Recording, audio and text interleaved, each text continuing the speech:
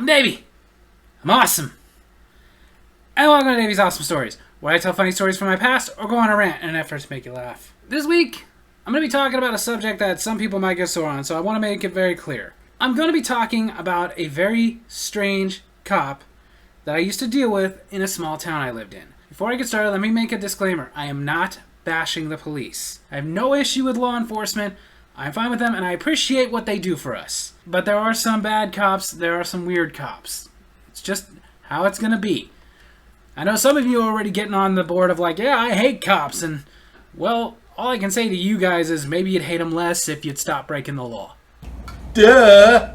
But no, in this one small town I used to live in for quite a while, there was this one very strange, very messed up cop.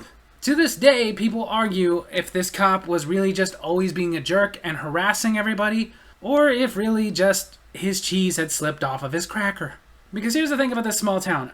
I encountered more than one cop living there, but he's the only one I remember because he was the only one that would just ask the weirdest, most asinine questions. And no matter how innocent a situation, suspected everybody of pretty much everything.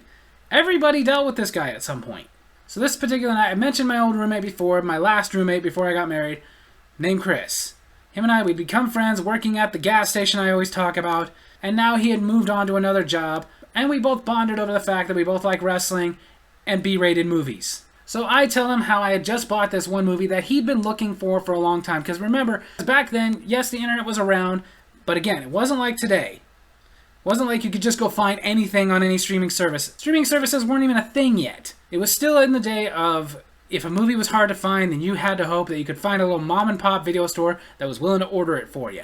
But I had just acquired it, and it was a movie that he'd been wanting to see for a long time. The very first movie ever done by the South Park guys, Cannibal the Musical. Yes, it will get reviewed someday.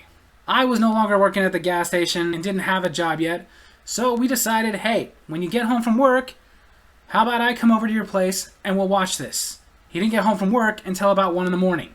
Then again, I've always had a graveyard attitude, so whatever. And it was cool. It was all set. He knew after work, I'm coming over. Told me he usually gets home about 1 in the morning. Shoot for 1:30. Back then, didn't have a cell phone, so I just kept an eye on the clock. I'm like, okay, it's getting to be about 1:30. I'm going to go over to his house. And took the piece of paper that I wrote his directions on. Because this was the first time I'd ever actually been to his place. I'd never been there before. He gave me directions. Bad directions. The worst part about these directions is his apartment that he had a spare room in and I would later become his roommate. You couldn't see the address from the street, and he forgot to tell me that. Since you couldn't see the address from the street, if you were looking for it, what we had to tell people like delivering pizza to us or something was there's a set of mailboxes. The black one, that's our mailbox. That tells you you're on the right side of the street. Just go down a little bit. When you see this blue duplex, we're the one on the right. He forgot to tell me that. Just told me which streets to go down. Between 1 and 1:30 in the morning, I'm driving up and down the street looking for my friend's apartment. Maybe he messed up and told me the wrong street, so I went down a couple other streets. Finally, I'm about ready to give up and just go home and call him later and say, dude, I couldn't find your place. And I see his truck pass. He hadn't made it home yet. So I say, okay, cool, and I turn around, and I go and pull up next to his little driveway. And instantly he's like, oh, did I ever get to tell you can't see the address from the street? Yeah, you did. Whatever, let's just go watch this movie. As we're about to walk into his place, cop car pulls up. It's the first time I met this weird cop. Turns on his lights, we kind of look at him like, what's going on? And I get why he was suspicious. He tells me, you've been driving up and down at 1 o'clock in the morning. Something going on?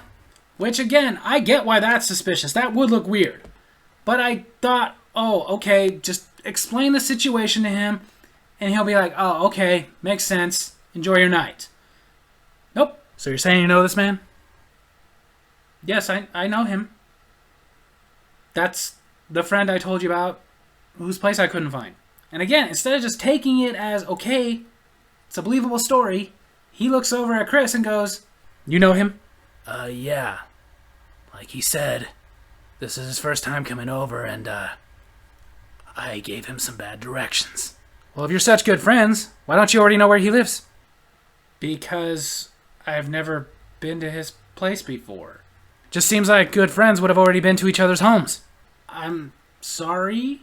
Like, I didn't know how to respond to that. Like, I'm sorry I didn't fit your definition of good friends, but okay, are we done? No, first, he excuses my friend to go ahead and go in the house. But I have to stay while he runs my plates and license and registration. Which was weird. By the time he pulled up, I was already parked, I was already out of my car. Yes, sure, I get why the suspicion, but I hadn't actually broken any laws. But I didn't argue, I just gave him my license, went and got my registration. But I did ask him, like, why are you running my plates when I didn't commit any crime? Just gotta make sure this is your car. It's not stolen and you guys aren't running some kind of a chop shop operation here. I'm not making that up. Some chop shop operation? Like, I'm sitting there thinking like, oh yeah, you caught me. I went and stole this beat up old 96 Saturn that doesn't go in reverse anymore just to drive it to this guy's house because he runs a little chop shop out of his duplex. But I didn't say all that because I just kind of wanted it to end. But I couldn't help but say, like, a chop shop out of a duplex? You never know. You kind of do. That would be the worst criminal operation ever.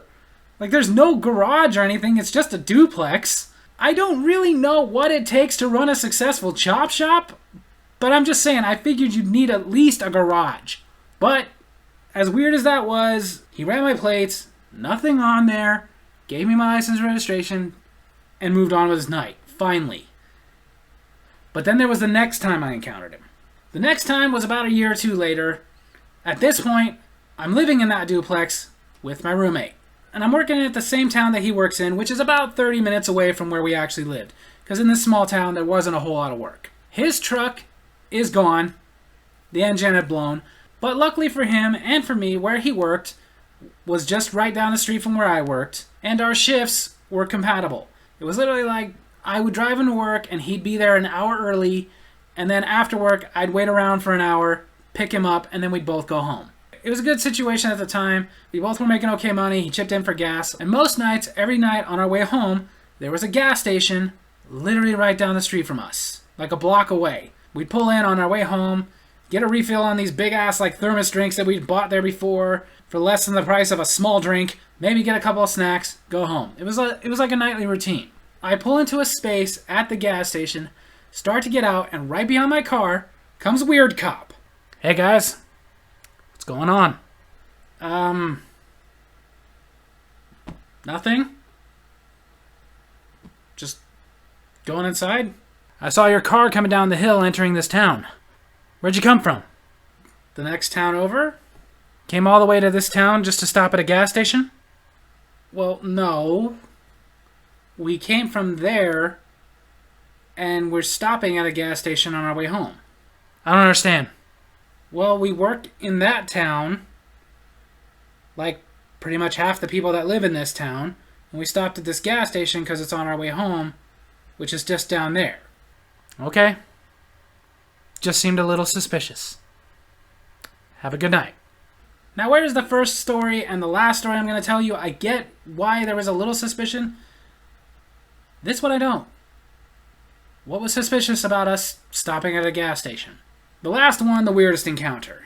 This particular night, it was my night off. My roommate was at work. And usually, if I had nowhere to go and I didn't feel like going anywhere, I would just tell him, you know what, take the keys, borrow the car, whatever. It's almost 1 o'clock in the morning, about the time he's going to get home, but I don't want to wait for him to get home. And I, for no reason, decided I want an ice cream. I do that sometimes. And the gas station I was telling you about literally was like a block away. Like, not only was it right on our way home, but it was literally just right there. So most of the time when I just wanted something randomly when I was already home, I didn't drive there. It wasn't worth it. It was such a quick walk. So I just walked over there, got myself a pint of ice cream, started walking back, and here comes Weird Cop. Hi. What's going on? Him again. Nothing. Just coming home. It's 1 o'clock in the morning. I know. I'm just walking home. I just went to the gas station. See? Bag. Logo of the gas station. There's stuff inside. You don't see anything suspicious about somebody walking around a residential area at 1 o'clock in the morning? I get it could be, but I'm just walking home. I live right over there. those blue duplexes right there. I just walked over to the gas station real quick, and I'm going right home.